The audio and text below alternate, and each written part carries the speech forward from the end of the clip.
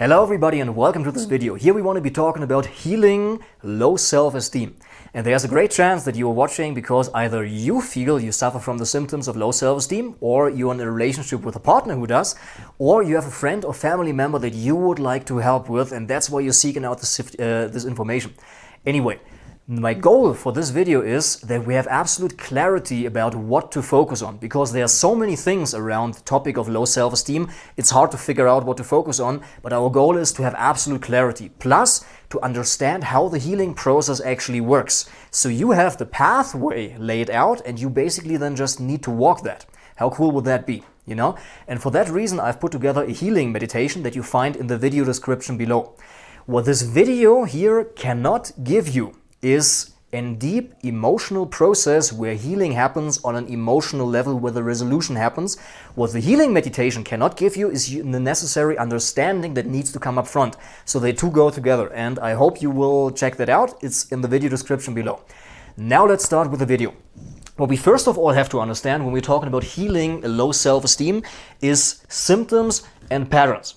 Now, symptoms are all those things that we are unhappy with, that we want to change about ourselves, including low self-esteem, or being in a relationship with a partner that's maybe abusive or unhealthy, or being taken advantage of by people, or having a hard time around making money, asking people for favors, generally like receiving love, right? All those things we call symptoms. They are things that we want to change about ourselves, and we see that they are there. What we hardly see that they are there is the underlying patterns. And symptoms are results of patterns. And I don't want to get too technical. Let's keep it very down to earth so it's easy to understand, right? What patterns are protection mechanisms protecting us from certain emotions that we don't want to feel, right? But then you might say, okay, well, how is a low self-esteem a protection mechanism? How does that protect me from anything? It just makes things worse. Well, here's where we need to explain another dynamic. And that's this one. You know, when we were very young, when we were children, there was a certain dynamic that played out between our parents and between us as children. When we felt from our parents we were not really getting any love, then the child reasons it must be because that there is something wrong with me and because I do not deserve their love. Because please bear with me, this is crucially important to understand. Here's what happens. A child has a basic need for security and protection that the parents need to provide. So the child needs to feel that I'm protected here and love is being there, like love is there and love is abundant, I am being taken care of, my parents are good caretakers for me. Now when the child doesn't feel love, it shatters the basic sense of security and protection that the child needs for a healthy development. So the child reasons, okay, when love is not coming towards me, it must mean that there is something wrong with me. Because let's see it from a child's perspective. A child cannot perceive that the family is unhealthy, that the parents are caught up in their own emotional issues, and they cannot provide what we actually want, right? The love. So for the child, it's more important to feel the security and have the sense of, okay, love would actually be there. It's just that I am not deserving of it, right? This gives the child the basic sense of security that love is actually there, and love could potentially be accessed. It is just that I am not good enough. Do you see this dynamic? It gives the child basically an excuse to say, well, I just haven't found the right way. Maybe if I would do that, or if I would be that way, maybe then I would receive love. This undeservingness gives the child an excuse, so to speak, for not making their parents wrong. It makes itself wrong, and then that creates a sense of hope that, okay, love would be basically there and provided for, I would be basically protected here, it's just that I am so undeserving, right? For example, when we talk about physical abuse to a child and the child gets beaten by a parent, which is horrifying, but it happens oftentimes.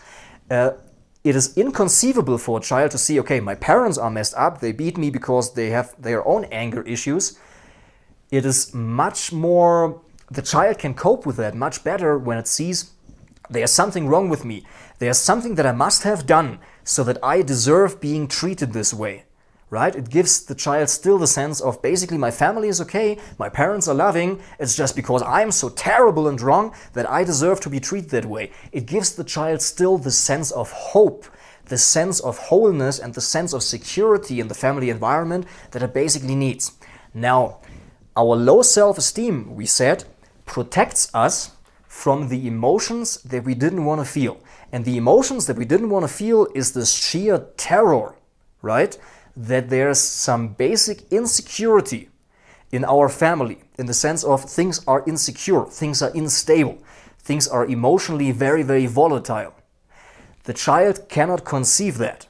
It is impossible for the child to see things from that point of view. So in that way, our self-esteem, low self-esteem, basically thinking we're not deserving, we're worthless, all those things, is a protection mechanism giving us this basic sense of security. Do you see now what I mean here with like symptoms and patterns? The self-esteem, low self-esteem is a symptom as a result of a pattern of protecting us from certain emotions that we don't want to feel. For the child, it is bearable to feel worthless. It is not bearable to feel that my parents can't take care of me. Then the child would lose this basic sense of security that it needs for its development. So it rather sacrifices its self-esteem in order to gain the sense of security. Do you see that? Now, what we also need to understand right now is how the healing actually works and how the healing ties into the dynamic that I've just explained. And here are the 3 steps to the healing process. First of all, we need to start with appreciation, right? Appreciating all the positive intents behind our behaviors. It is hard to appreciate our self-esteem, low self-esteem. It is hard to appreciate that we are in an abusive relationship. It is hard to appreciate that we are being taken advantage of consistently. But when we see that, for example, when we are in an abusive relationship with a person, that this is also a protection mechanism, right? Now you might ask, how is that a protection mechanism? How can being in a position where you are being subject to violence on a daily basis or whatever, how is that a protection mechanism? Well, here's the thing. It protects you from the experience of real love. And it also protects you of the hurt, the feelings of being hurt that come invariably from true, authentic love when this then would fall away. So we then seek situations where, for example, people are taking advantage of us, or we find ourselves in an abusive relationship. So we have at least connection with people, right? Which is our basic human need, connection with people, but it protects us from our deeper sense of love, right? We won't feel this deep feeling of love because this is scary. If that would fall away, that would really reenact and kind of give life to the old wound of like love not being there. And oftentimes these situations are very similar. The situations that we create in our adult life and the situations that we had in childhood. Oftentimes, we then tend to reenact those old situations. For example, when we had a relationship with a parent where we felt, okay, I cannot get their love. That means I must be unworthy. I must be undeserving of love. And then we find ourselves in an abusive relationship, for example, where we then also feel, okay, it is not that they are incapable of love, it's just that I'm so bad. And if I just wouldn't have this stupid thing, then he or she wouldn't just smack me, or he or she wouldn't just dump me, or wouldn't just treat me like that, or cheat on me, or something of that kind that is usually associated with low self-esteem. Now, the dynamic that I would like to make clear here is that we tend to seek new situations in order to also heal this old trauma. And now we're here already in the healing process and how that works. Basically, our system tries to find new situations in order to try to get it to a better outcome than in the original situation with a parent, right? So when we are afraid that the parent won't give us any love, you know, when we truly would open to the truth of like love and the connection with their parent, then we tend to go into novel situations in our adult lives where the same dynamic plays out, where we feel, okay, this person is basically incapable of love, right? Just as our parents were. So it's a desperate attempt by our system to heal itself, to come to the conclusion that, okay, it's not that I'm undeserving, it is really that my partner is just incapable of true love. Now, everybody is basically capable of that, but right now in his or her stage of development, he isn't. In the same way, we seek those situations in order to bring up these emotions that resemble this initial situation that we had with our parents so closely, in order to make the same adult understanding. I'm mixing it up, the order here right now, but it just comes right now. In order to gain a new adult understanding of the original situation. What we need to understand from an adult perspective is, okay, it is not that we are undeserving, it is not that we are worthless, it is that our parents were incapable of showing us true love in the way that we wanted to receive that. This is the mental understanding that's totally important for the healing process. Getting out of this childish perspective, this childish protection mechanism, right? That we sensed, okay, I need to feel undeserving in order to still have the illusion of stability around me, right? In the same way, now in novel situations, we need to let go of this undeservingness and self-criticism and beating ourselves up. And we have to see, okay, our partner is just not capable of love.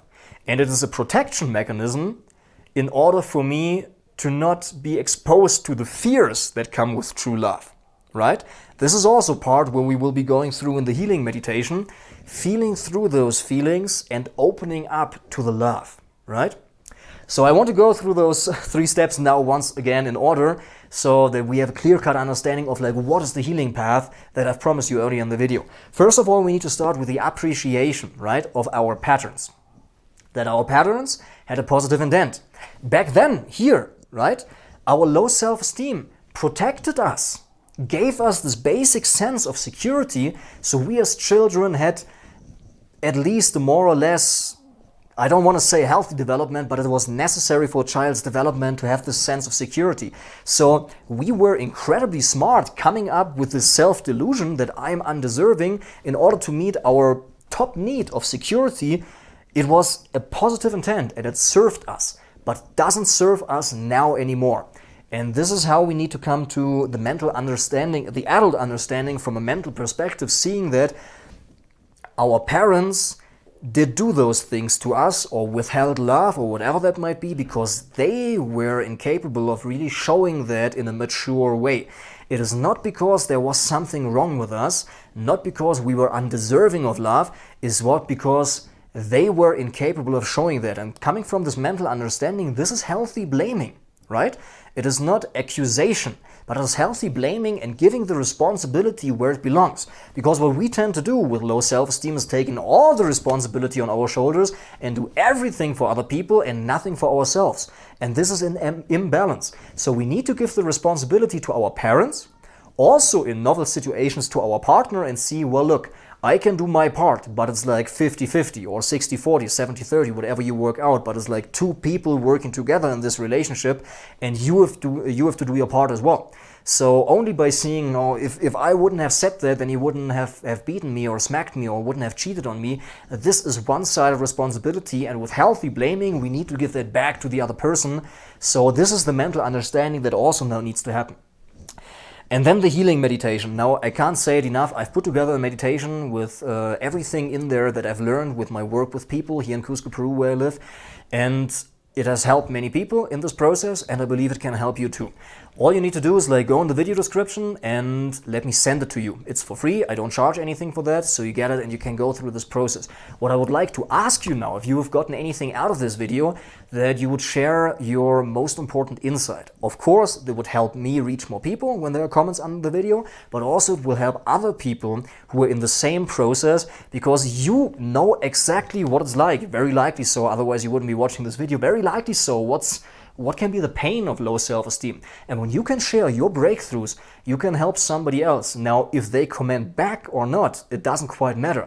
You don't quite know how many people would be reading your comment and would be feeling inspired by that, and you can't really see it, but you have impacted many, probably dozens of people by you really stepping up and sharing something from the heart and being vulnerable. Also, if you have any feedback, or if you feel that I've missed something that you would like to see another video on a more specific topic, let me know. Thank you very much, and I wish you a beautiful day. Hey now, take a step outside and seize the day now. Set aside your worries, it's okay now.